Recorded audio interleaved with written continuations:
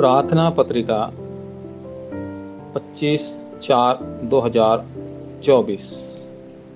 समस्याओं को देखने की आंखें। फिलिपियो 1:3-14।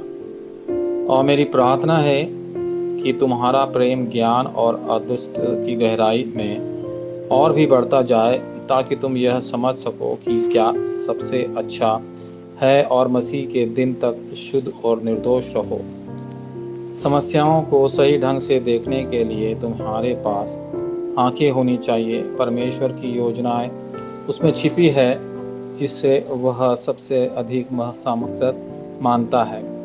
उससे पहले कुछ ऐसा है जिसे आपको जानना चाहिए। सबसे पहले आपको किसी ऐसे चीज को समय नहीं करना चाहिए जो समस्या नहीं है। वास्तव में समस्या एक कदम है और आपकी प्रार्थनाओं का उत्तर पाने का अवसर है। दूसरा, आपको विश्वास के मार्ग में सबसे महत्वपूर्ण पहलू वास्तविक समस्याओं और नकली समस्याओं के बीच अंतर करना है। जब लोगों ने पौल को देखा तो वह सबसे कठिन कठिनाइयों में था। वह एक कैदी बन गया था और जल्द ही उस पर मुकदमा चलाया जाएगा।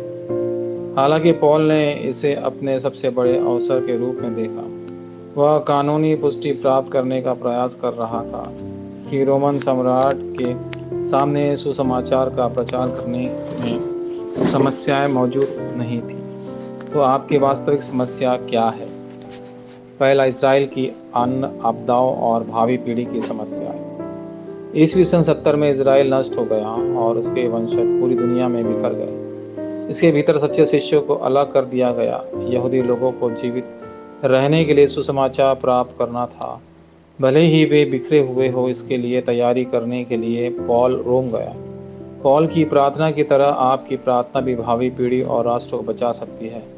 भावी पीढ़ी की आपदाओं और समस्याओं को रोकने के लिए सुसमाचार आंदोलन को आगे बढ़ाने के लिए पादरी को खड़ा किया जाना चाहिए। दूसरा, फिलिपी के क्षेत्र में अपील समस्याएं।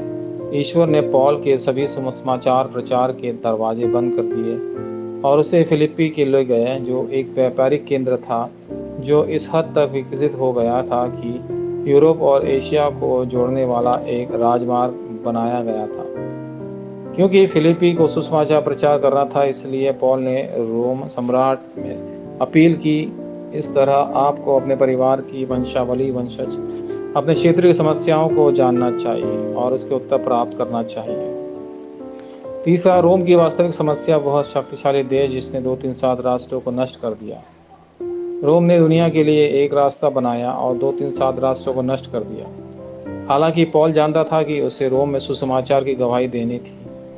पौल के लिए ईश्वर शक्ति के उसके साथ था।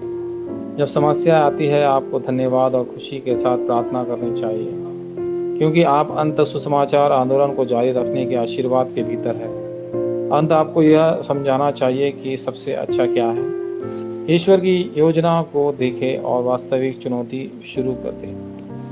वाचा प्रार्थना। प्रिय परमेश्वर, मैं जानता हूँ कि अपने जिसे मुझे बचाया, मुझे कई लोगों को बचाने की शक्ति प्रदान करें।